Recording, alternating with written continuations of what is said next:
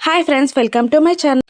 గగన్ భూమిని తీసుకెళ్లడానికి శారదా పూర్ణిలతో సహా ఇంటికి వస్తాడు. ఇక లోపలికి అడుగు పెట్టబోతున్న గగన్ని శరత్ చంద్ర ఆపేసి ఆగరా అని అంటూ తన రివాల్వర్ని గగన్ వైపు గురిపెడుతూ ప్రాణాలతో మిగిలాలి అంటే లోపలికి అడుగు పెట్టకురా అని అంటూ ఉండగా గగన్కి ఎదురుగా శారద ఒడ్డొస్తూ ఏంటి చంపేస్తారా అని అడుగుతూ ఉంటుంది. ఖచ్చితంగా మాకు ఎదురొస్తే ఖచ్చితంగా చంపి తీరతా, ఏదైనా డౌట్ ఉంటే లోపలికి అడుగు పెట్టి చూడండి, తల్లి కొడుకుల ప్రాణాలు ఇద్దరివి ఉండవు అని శరత్ చంద్ర అంటూ ఉండగా గోరెంటాకు పిన్ని అపూర్వతో ఉచ్చు బాగా బిగిసిందమ్మాయి అని అంటూ ఉంటుంది. ఇక ఇద్దరికి పోయే టైం వచ్చింది పిన్ని అని అంటుంటుంది అపూర్వ. ఇక అయితే చంపండి అని శారద అడుగుతూ ఉండగా ఇక శరత్ చంద్ర షూట్ చేయడానికి రెడీ అవుతూ రివాల్వర్ని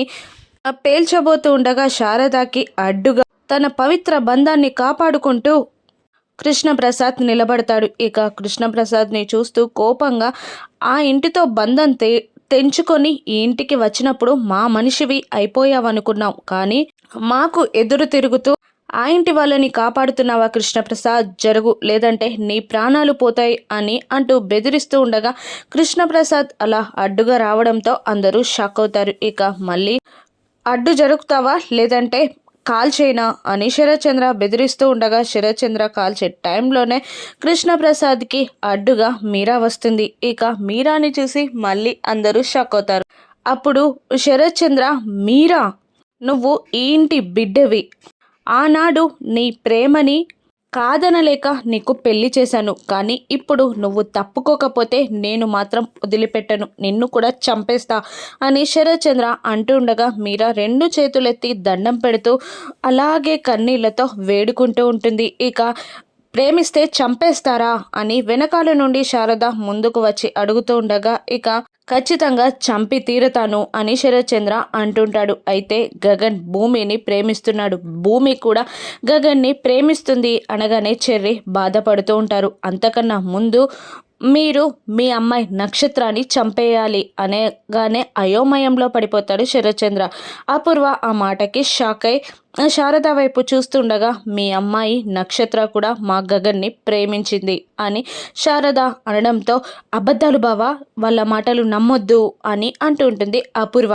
ఇక గగన్ ముందుకు వచ్చి ఇలా అంటుంటాడు, నేను ఎవరితో పోట్లాడడానికి రాలేదు, ఇక్కడ నేను మాట్లాడడానికి మాత్రమే వచ్చాను, భూమి నీతో మాట్లాడడానికి మాత్రమే వచ్చాను. ఒకప్పుడు ఒకరు చేసిన పని వల్ల నాకు బంధాల మీద బంధుత్వాల మీద నమ్మకం పోయింది, ఒక రక్త సంబంధం తప్ప ఏది నిజమైంది కాదు అనిపించింది, కానీ అటువంటి టైంలో నువ్వు నా జీవితంలోకి వచ్చావు, నువ్వంటే ఏంటో తెలిసేలా ఆ రోజు పెళ్లి చూపుల్లో మాట్లాడావు, నా తర్వాత నా కుటుంబాన్ని నువ్వే అంత బాగా చూసుకుంటావని నాకు అనిపించింది, ఆ తర్వాత ప్రేమ అంటే ఏంటో తెలియజేశావు, నీ ప్రాణాలని ఎదురొడ్డి నన్ను కాపాడావు, నువ్వు నన్ను ప్రేమిస్తున్నావని నాకు తెలుసు, ఇక మనం ఎవరికి భయపడాల్సిన అవసరం లేదు, నిన్నిక్క నుండి తీసుకెళ్లడానికే వచ్చాను అని గగన్ అంటూ ఉండగా శరత్ చంద్ర, నీకేమైనా పిచ్చి పట్టిందా, ఆ రోజు నిన్ను కాపాడింది నీ మీద ప్రేమతో కాదు,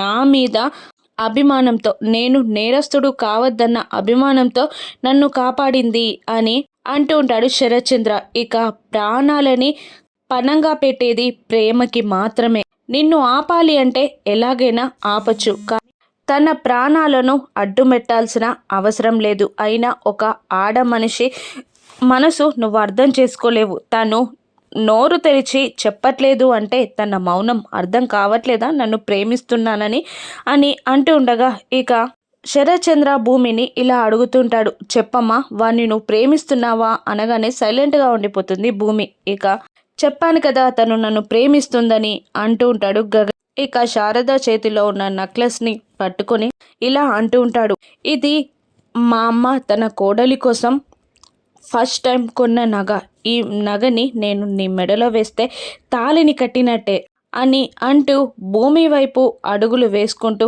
వస్తూ ఉండగా శరత్ చంద్ర గగన్కి భూమికి మధ్యలో అడ్డుగా నిలబడతాడు. ఇక ఆగరా అంటూ భూమితో నువ్వు నిజంగా వీన్ని ప్రేమిస్తున్నావా అమ్మా అని అడిగిస్తాడు శరత్చంద్ర. ఇక భూమి అయోమయంలో ఉండిపోతుంది. ఇక నిజంగానే భూమి గగన్తో నెక్లెస్ వేయించుకుంటుందా, రిజెక్ట్ చేస్తుందా? ఒకవేళ రిజెక్ట్ చేస్తే గగన్ ప్రేమని మళ్ళీ ఎప్పటికీ భూమి దక్కించుకోలేదా? రాను ఎపిసోడ్స్లో చూద్దాం. Thank you for watching.